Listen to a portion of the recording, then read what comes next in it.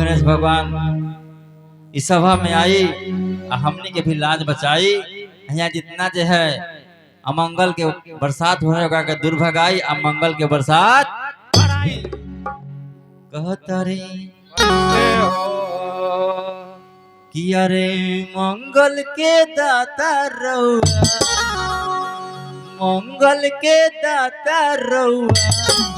बिगड़ी बनाई।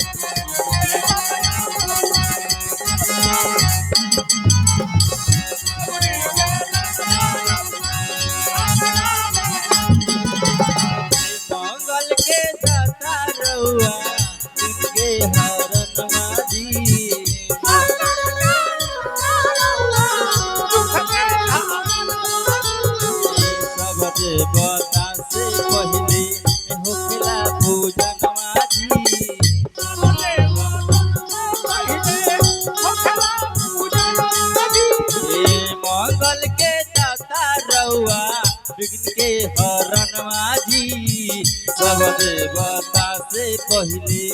होखेला पूजन माजी सब देवता से पहले होखेला पूजन माजी सब देवता से पहले होखेला पूजन माजी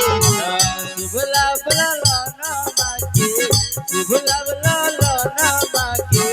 संगही ले आए थे गौरी के ललना हमरा अंगना में आए थे गौरी के गौरी के ललना हमरा अंगना में गौरी के ललना गौरी के ललना हमरा